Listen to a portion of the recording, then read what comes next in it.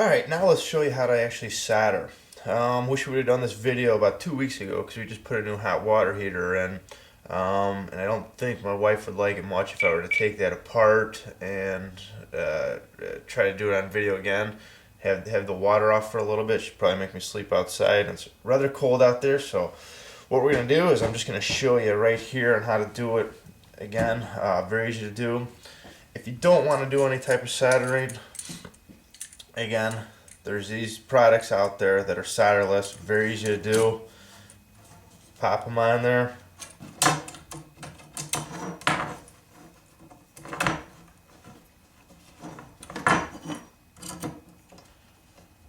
They make all different things that you want. You know, caps for risers if you need them, and that's it. That's. Alright, on this one we'll go ahead and just show you. I'll show you how to use a T. Any fittings are going to be the same on there, whether it's an elbow, whether it's a T. One thing you do want to notice when you go to the plumbing store or the hardware store is certain fittings, if you can see on there, have a little dimple. I don't know if you can, it's hard to kind of see in there, it's very, very small. What the dimple does is it stops the pipe from going all the way through. So it actually stops right there. This one does not have a dimple on there, so you can see it goes all the way through. One nice thing about not having a dimple on there is if you do have your pipes pretty tight, you pop it on there and it allows you to bring and put it where you want to. So you can bring the fitting right over it. Where the dimple is going to be a little bit harder to do. But either way, you can use whatever one's up to you, whatever you feel most comfortable with. So again, the first thing is if we have to cut some pipe, go ahead and show you how to cut some pipe. You have this copper pipe cutter right here. And again, this one's a little bit older. Well, it was nice until I actually lent it to somebody. They put a nice, dimple in the cutting disc. So, but that's what happens. They're very easy to replace. You can replace them. All you're going to do, again, find whatever your measurement is on there, make the proper cut. This is a manual way of doing it. Very easy to just tighten up. And you just turn it, and as you're turning it, you can tighten it. Every couple revolutions, just tighten it. It comes right off. That's how easy it is. Again, this is the one from Milwaukee. This thing is really cool. Got this from TylerTool.com. All you do, pop your pipe right in there, and go ahead, lock down. Cuts it right off. Very nice. Very easy to do. It's lithium. It's going to last you a long time. You can do a lot of cuts on there. But again, we're gonna review this. We're actually gonna go out to a job site where they're actually doing some piping and that. Let them get their hands on there. So watch out for the review on that one. So we got everything actually cut the way we want it to. Now what you need to do is you need to actually prep the pipe. We're gonna go back to our copper brush on here.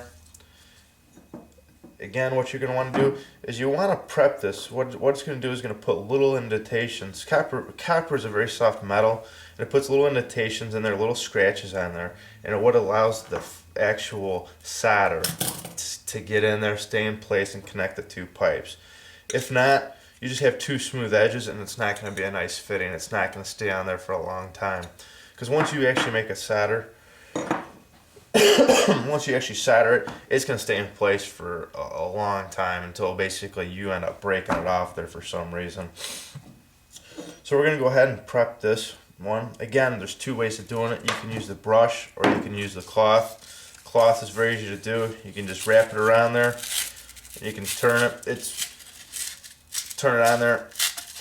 It's better if you actually have it in place. You can put it on there and turn. It's very easy to do. So this one I'll show you how to use the brush.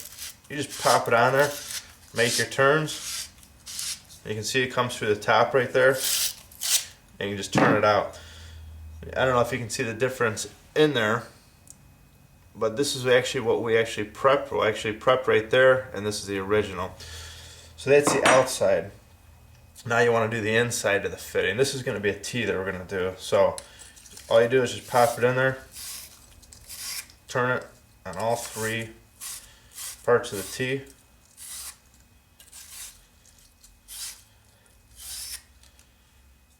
And that's it. So you can see that what's on the outside looks exactly like the inside. We're going to do these two pipes too.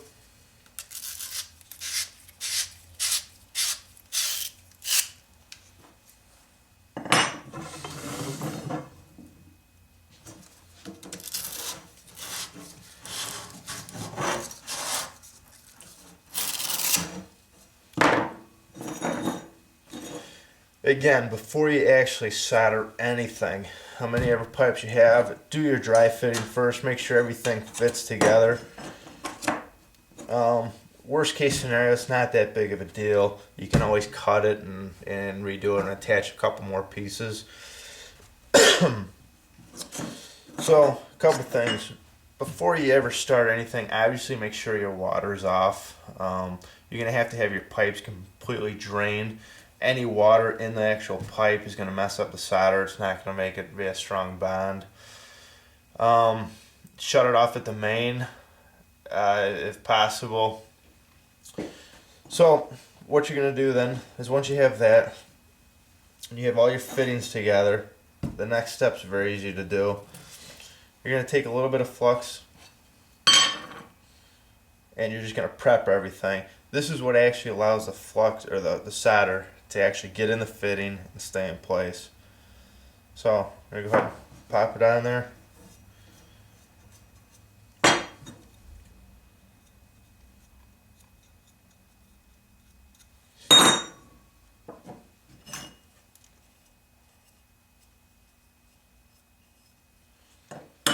Make sure you get the inside of the fittings too.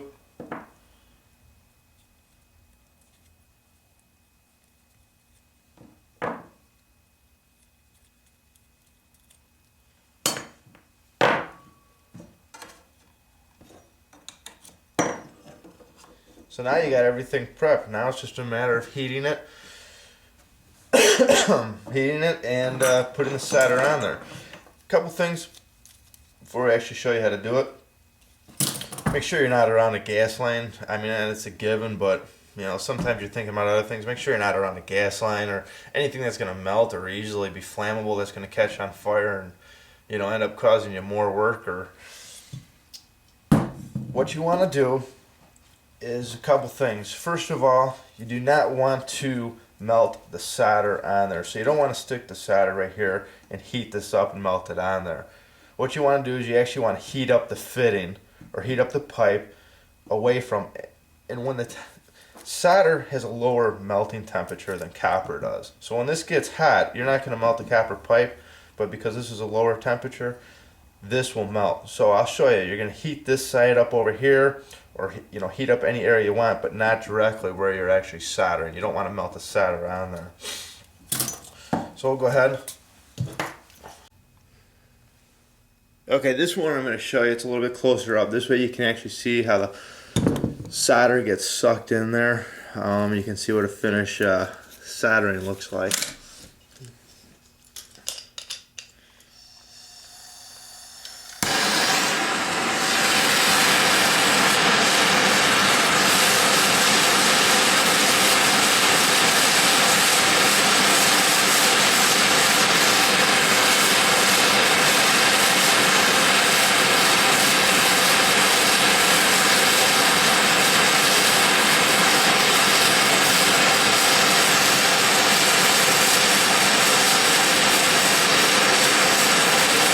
Again, you don't want to melt the solder, just let it get hot enough so the solder melts on there.